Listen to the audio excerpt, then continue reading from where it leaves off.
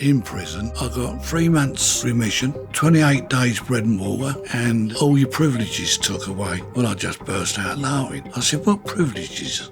Breathing? In 2012, we interviewed Ronnie Diamond. I wound up the front line in Korea, and there's 3 dead bodies laying there. And I happened to say to the geezer, what's them lazy kids doing laying down there? He said, they're dead. I mean, you're joking. He went, no. He said, they're as dead as a doornail. Look at them. It was horrible. As a former London gang member, Ronnie was no stranger to violence, imprisonment and organised crime. He associated with notorious figures and navigated the harsh criminal underworld. We had a gang from the Angel, who they called the Diamond Gang. And it used to be me, Johnny Nash, and about 40 or 50 other people. And we used to go across the water fighting the gangs. Oxton, who used to chase that mob all around the place. You had to fight in the street. Why it was called a straightener, you didn't use weapons. And you didn't kick, you didn't bite, you didn't scratch. You had just use your fists to have to fight. And that's why they called it a straightener. A straight fight. And they always shook hands with one another after it. It was most peculiar. You could hate somebody and say, all right, get in the road. Have a row with him, bash him up or he bash you up, and you'd shake hands and walk away. Friends.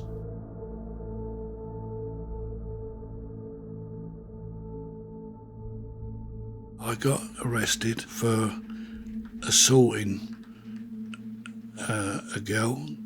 I just clumped her, and her father was an ex-policeman. So he decided to charge me. And because I didn't think nothing of it. I mean, I never really hurt the girl. And I got took to the juvenile court, sentenced to remanded in custody. Then I went back and I got 1 to 3 years imprisonment because I pleaded guilty to it. I thought no good trying to fight it. But that's when I met Charlie. He said, if I go over the wire, will you hold the screws back? So I said, all right. There's about 8 of us.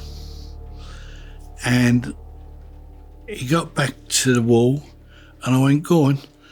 And he took one run up the wall and the screws tried to grab him and we got hold of him and pulled him back and he was over.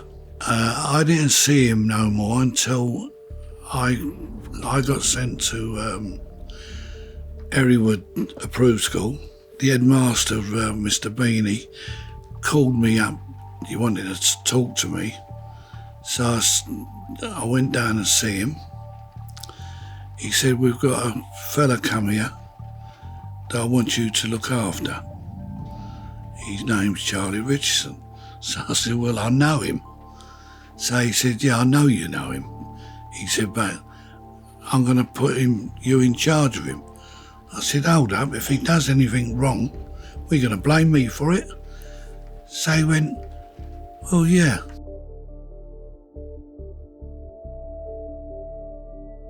I lived, Central Street was heaps of ruins. That's where the Barbican is. That was one mountain of ruin. Because they used to dump all the debris there when they was clearing up London. And all the shops, a lot of the shops were bombed out. You used to go in and take whatever you wanted to take. Nobody seemed to take any notice of you, really, at that time, because, I mean, anyone bombed out couldn't really know what they had left in the shop. But my mum and dad, they were so straight that I used to be frightened to take anything crooked home because my mother was only about 5 foot or 4'11", and she would clump you right round the ear hole. she wouldn't have nothing to do with anything stolen or crooked. She was so straight, it was untrue. When I was about 18, I got called up into the army, conscripted. And you either went in the army for 2 years or you got 9 months imprisonment if you didn't go. And I got sent to Germany, and one of my sisters got married. I asked to come back to England for a wedding, which they allowed me to do. I come right back to England, and when the regiment come back to England, and I got sent to Canterbury. I didn't like it, it was too quiet. So I went on the trot, and my father said to me, you better give yourself up, you know, keep having the police come round here with you. I said, well, I don't really want to go back to Canterbury, Dad. So he went, well, do me a favour, go and give yourself up for God's sake, he said, because they're driving me mad. So I said, all right. Anyway, after about a month, I'll give myself up. After a fortnight, they come in and put me on a lorry. They said, you're going to Southampton. I said, what for? They said, you're going to Korea. I went, you're joking. Because I didn't know what. I've seen Korea on the pictures when I went to pictures on the news, and it didn't look too healthy to me. So, got in Korea, I was in Busan. Then all of a sudden they come in, they went, you're going up the front line. And I wound up the front line in Korea. Never seen anything like it. I was talking to a pal of mine one day, and I was right near my bunker. And all of a sudden we heard these shells coming over. I dived down the bunker, and my mate was right on the corner of the bunker where the shell landed and blew him to bits. And I thought, oh God, I was frightened to death out there, I was. I mean, another night morning I come out there and there's 3 dead bodies laying there. And I happened to say to the geezer, what's them lazy kids doing laying down there? He said, they're dead. They're as dead as a doornail, look at them. And it was horrible.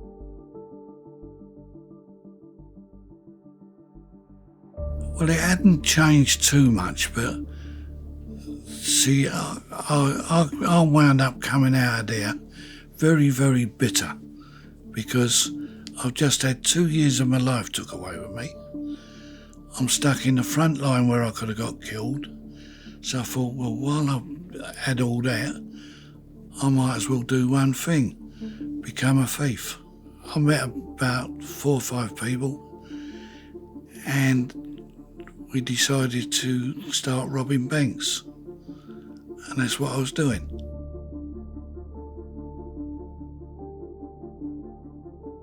First time I ever went in prison, you couldn't talk to anybody, you couldn't back chat to a screw, or you got bread and water, and you was made to sit in your cell. I got a month in the cell. You got a cob in the morning, and all the water you could drink, and you were starving. I got 28 days bread and water, and all your privileges took away. Well, I just burst out laughing. I said, what privileges? Breathing?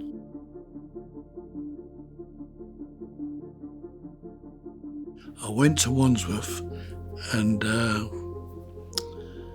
Eddie Richardson was in the cell next to me, and coming down for breakfast one morning, and somebody was behind me, and I happened to look round, and it was Jackie Rosa with a salt pot in a sock, swung it at me, and I ducked it and grabbed his legs, tipped him up, and he hit his head on the floor, knocked him spark out, and the screws come and jumped on me, put us down in the chokey wing, and they put Jackie Rosa next to me. So he's shouting out to me, "Diamond?" I went, "Yeah." I got up the window. I said, "What do you want?" He said, "I made a mistake. I thought you was Eddie Richardson." And I said, "Well, you didn't look too hard, did you?" He said, "I'm very, very sorry." He said, "I didn't mean to do that. I meant to get hold of Eddie Richardson."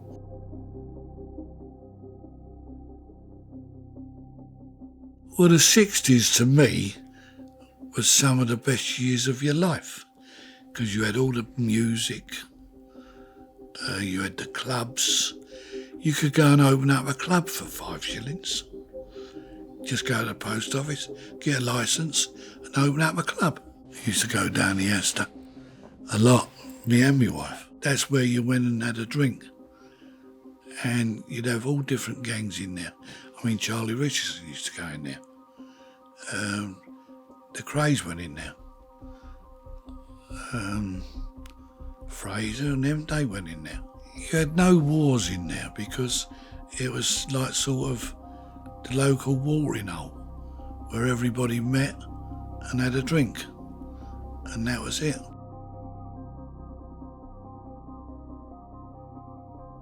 So I mean, I had a club, the Senate Rooms, and Eddie and Charlie and Frank, they put this music machine in my club. And what they'd done, every 2 or 3 months they'd come and empty the machine, give me a third, and they took 2/3, which was fair enough. I mean, it wasn't costing me nothing. And I was quite pleased with that. But they had machines all over the place. And Frank used to go around putting machines in different clubs now and getting a good living, because it was very profitable there. People, you say, "Oh, you want to be careful with him, he's all right." Nah. Well, I just laughed. I said, "There ain't 2 pence of him. It's only little." And the screws were very, very frightened of him. Because, I mean, all right, he's only little, Frank, but he was so game, it was untrue. He was too game for his own good. And, I mean, people like me wouldn't live in fear of him. To me, he was nothing. He was just somebody who wanted to jump on your back and stab you in the back, or he'd pull a gun on you if he had a gun. His reputation was that he got to a stage where people used to say, "Oh no, we're not having it with him." But as I say, my own personal feelings about him, I don't find him a bad fella.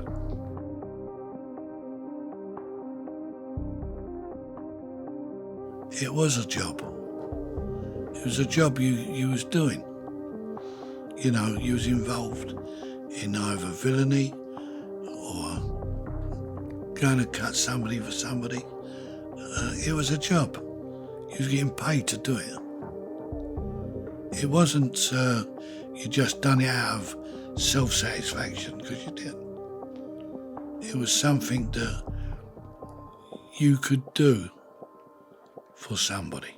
There was rules years ago that you didn't hurt anybody who done you any good. Somebody who done you good, you left them completely alone. It's like a thief wouldn't go and steal off a straight man. And that is true. They won't. No matter how much you. But to go and rob a bank is nothing. You just walk in and rob the bank.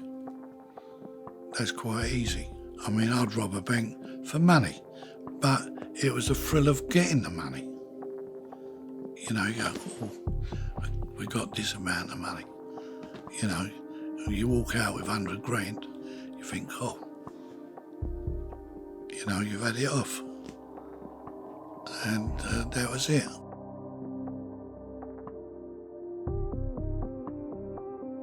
Yeah, Charlie Kray.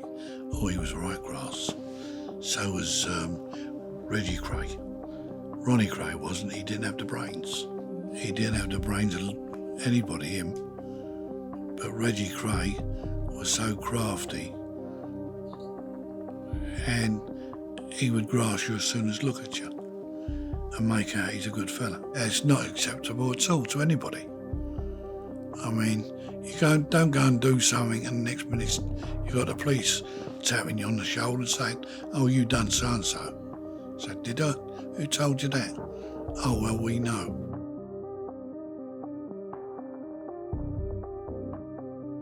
Well, what it done to me, the amount of time I've done, I suppose I've done about 20 odd years. It makes you very, very bitter. Because you see the worst side of human beings, especially screws. They're sadistic. They want to bash you up 8 or 9-handed and come in the cell and give you a good kicking, to try and subdue you. It's the way they was treating people. It was a lot of combination of things. A lot of things that was happening that shouldn't have been happening. We hope you enjoyed this video on former bank robber and gangster Ronnie Diamond. For more exclusive content on London gangsters, please subscribe and hit the like button down below. Click the notification bell to be notified as soon as we release new content on infamous gangsters or terrifying serial killers. Until the next one.